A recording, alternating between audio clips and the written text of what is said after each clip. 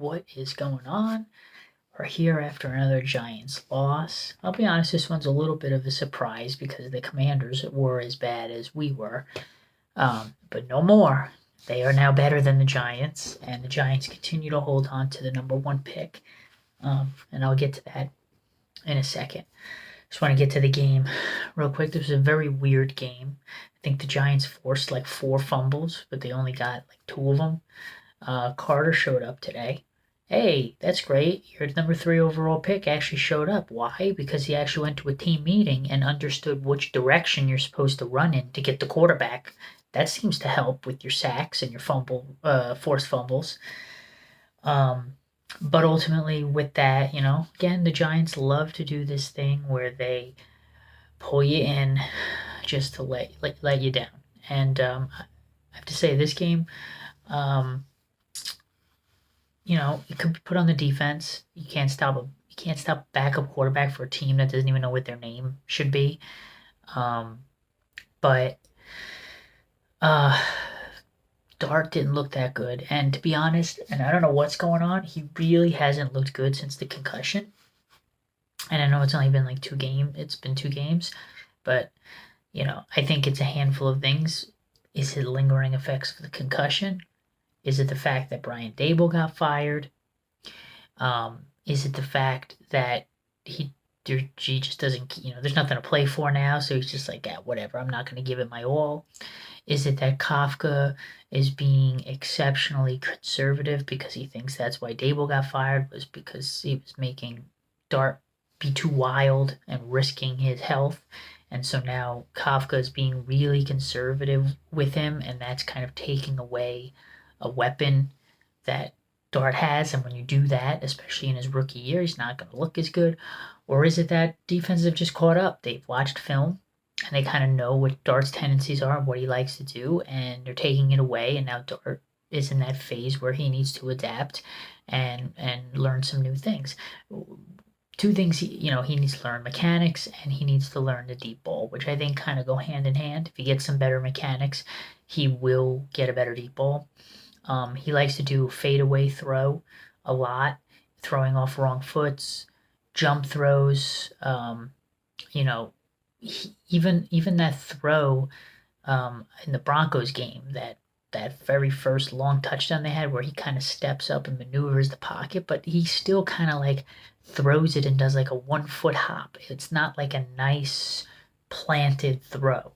And he very rarely has that unless it's just a quick, like, 1, 2, 3, bang, the ball's coming out on like an out route or, screen pass or something. But other than that, it's always kind of an off-platform throw, which is a good skill to have, but it's almost like to a detriment here where he doesn't seem to have the good foot mechanics as soon as he starts manipulating the pocket. Now, that's something that's definitely correctable in the off season, but will he correct it?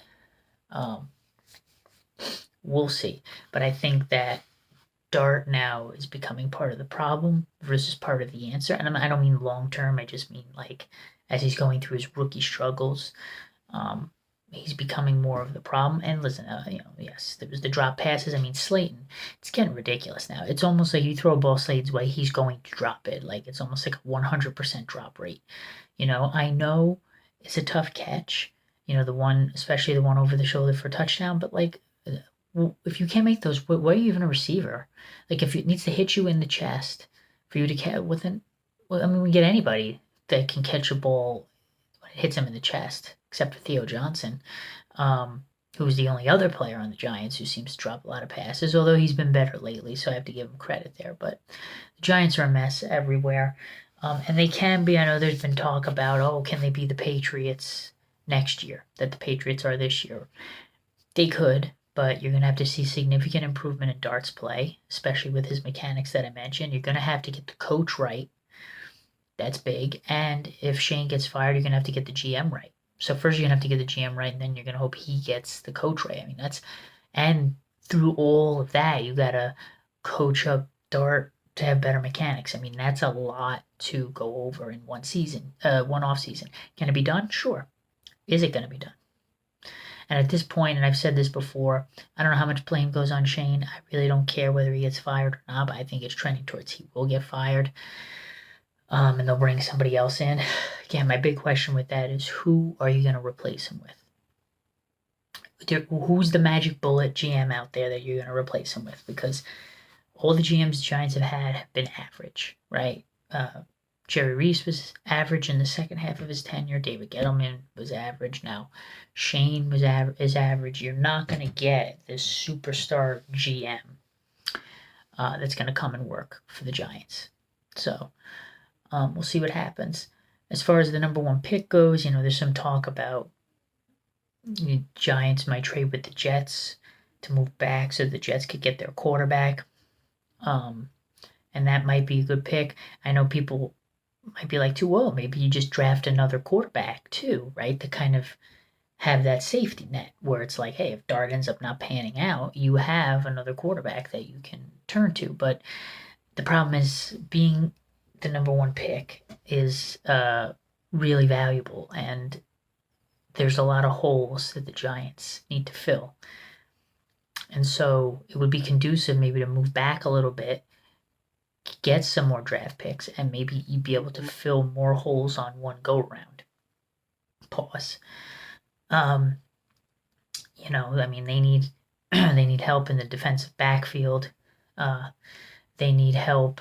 You can always use another offensive lineman. They need a linebacker. They need a true number 2 wide receiver. There's a lot of things, and I understand, evaluate Dart too. Well, it's hard to evaluate a guy who's will only have played like 12 games and was in his rookie year still and had none of his weapons. It's hard to evaluate him, and you really want to start over again with another quarterback when Dart has shown promise, because let's be honest, no quarterback, maybe Jaden Daniels was about the closest, and CJ Stroud, to coming out and looking like a totally pro quarterback right from the beginning. And look at how their second years went. Look at how Jaden Daniels' second year is going, right? So there's no promises that any of this will work out or won't work out. But you want to take you've seen what Dart has given, and he's given a lot more than a lot of rookie quarterbacks a lot of the other rookie quarterbacks this year, like Cam Ward and we'll say Shedeur Sanders, even though he hasn't played that much, as well as Caleb Williams, right? Dart looks better than Caleb Williams. He's looked better than Dillon Gabriel on the Browns. He's looked better than J.J. McCarthy on the Vikings, who isn't even a rookie. This is his second year, even though he didn't play last year. So there's definitely talent and a work ethic there to build around.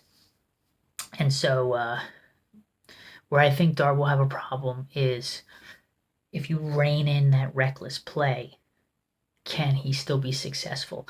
Or is part of the reason why he's able to be successful throwing the ball is because teams are afraid of that running recklessness that he brings.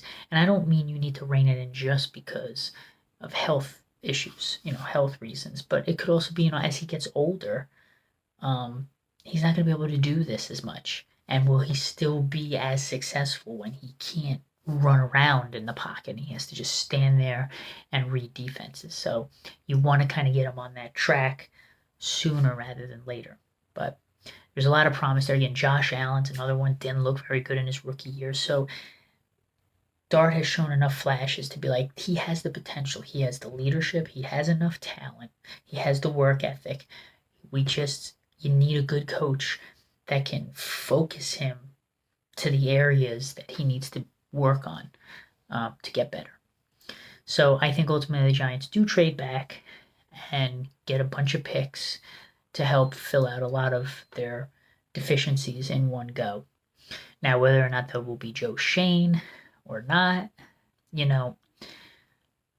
it's leaning towards it's not going to be Joe Schoen. I think what's going to happen, because there's been talks that Mara is not doing well, I think this is going to be, because everybody's been saying, you got to clean house. Well, I think that's kind of what's going to happen. I think, obviously, Kafka and staff will be gone, and I think Schoen will be gone, and I think Mara will no longer be head of football operations. I think he'll pass it to one of his sons, or another trusted person in the building, and then from there, they will work with consultants or whoever to try to get the next GM pick right, and then that GM hopefully will get, will have connections and get the coach right, and we'll see what happens. I mean, there is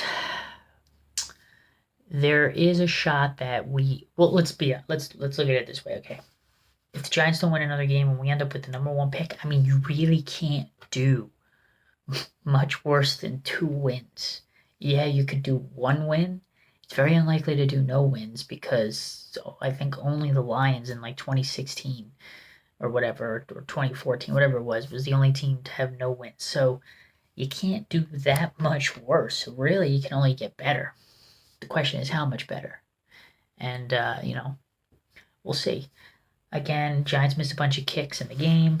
The whole game, I don't understand. There has to be entities that we don't see that are affecting the coaches on the Giants. And I don't mean entities like ghosts. I mean entities like ownership or conversations that were I don't know, because there can't be this many people in a professional football building who have this much experience, 20 years experience in the NFL, or 10 years as a coordinator, whatever it is.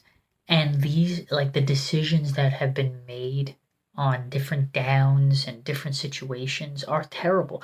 And it's like, how could you have been in the sport for that long and make this bad of decisions in terms of not having a feel for the game, not knowing when to go for it and when to not go for it? Like, I said this before, if it were me, if I'm the coach, the interim head coach of the Giants, first and foremost, the first thing I say, there is no more punting. None. Okay? We are a 4-down offense every drive. We're going to take all 4 downs and we're going to go. What do you have to lose? What, another game? You're 2-12 now. That's it. There's no more punting. I would get rid of the punter. We'll draft one or find a free agent punter in the offseason. We don't even need the punter. Get rid of him. Okay? And we're borderline with the way the kickers have been. No kicking field goals either. So everywhere we go is going to be 4 downs to try to get first downs and get a touchdown. And if we fail, we fail. Because to be honest, as a professional offense, if you can't get 10 yards in 4 tries, you deserve to lose the game. At least consistency, okay? I understand a drive here or there, you get a penalty, they made a good play, fine. But if you're consistent, if I'm giving you every drive an extra down to get 10 yards, and you can't do it consistently, you deserve to lose the game. Okay? So right off the bat, I would cut the punter. We're not punting no more. Okay? And the kicker would be on thin ice too. I'd give him, like, depending upon the game situation, 1 shot to kick a field goal. You miss it, you're not kicking for the rest of the game. We're just going to all 4 down territory. So that's that. And, that's how the game would be run. And I would be trying all these different plays, kind of like what they did with Jameis Winston. I don't even remember who they played. Was it the Bears? Where, doing all these trick plays and stuff. I'm not saying you got to do trick plays everywhere, but I would definitely be looking through my playbook and going, what are plays that we don't normally run, right? Because you're not, you're trying to get, say, a run game going or this or that. I'm going to run those plays, right? Do we not normally run a lot of, go routes where the slot receiver goes down the field? Let's run those plays where the slot receiver's running down the field, right? Do we not run a lot of screen passes to the tight end? Let's run a lot of screen passes to whatever I don't run a lot, that's what I'd be doing. And not even because I think, we'll win the game. I just be, listen, we're 2-12. We're not going nowhere. This is the time to try out my other offensive plays and see if they could even be successful in a game situation. And then I can take that with me when I go be an offensive coordinator somewhere else, or whatever. So I think the Giants are going to totally clean house this year. Will that equate to more wins next year? We'll see. It would be pretty hard to have less wins next year if the Giants don't win another game. And then I do think if we end up with the number 1 pick, we'll probably trade back. Honestly, if we end up with any pick inside probably the top 5, unless there's really a great guy we want to get, within that top 5. But otherwise, I see the next GM trading back and getting a haul of picks that we can try to fill a lot of positions in one draft instead of having to wait 2 and 3 drafts to do it. And also take some of the pressure off, right? Because if you trade back, let's say in the first round, let's say the Giants had the 5th pick again. You trade back to, say, 15 or 12. There's a little less pressure there to make a good pick, right? Because how many 5th round, number 5 picks, right? We got Kayvon Thibodeaux at number 5. People were, I think it was number 5 or whatever, in the top 5. And it's like, if he's not getting 15 sacks a season, he's a bust, right? We got Evan Neal at the top, bust. Up until this week, Abdul Carter hadn't been looking that good, and he was picked number 3. So, by trading back to maybe number 12 to take some of the pressure off the pick for both the GM and the player, where it's like if they're not a superstar to start with, they're just like an okay player, everybody will be okay with that. So I think it's a win-win for the GM. He gets a whole bunch of picks that he can kind of reload the team maybe in one draft, but also we don't have to pick in the top 5. We could pick, say, in the top 15, and then picking at, say, number 12 or 13, if you just get a solid player, not an all-pro, that could be successful, and there's not as much pressure on everybody. So it'll definitely be an interesting draft. But the problem is we've seen the Giants off seasons in all sorts of ways, from new coaches to new players to picking high in the draft and getting generational players, and it still has led to the same amount of wins. So I won't get excited until I actually see wins on the field. So let's start getting those.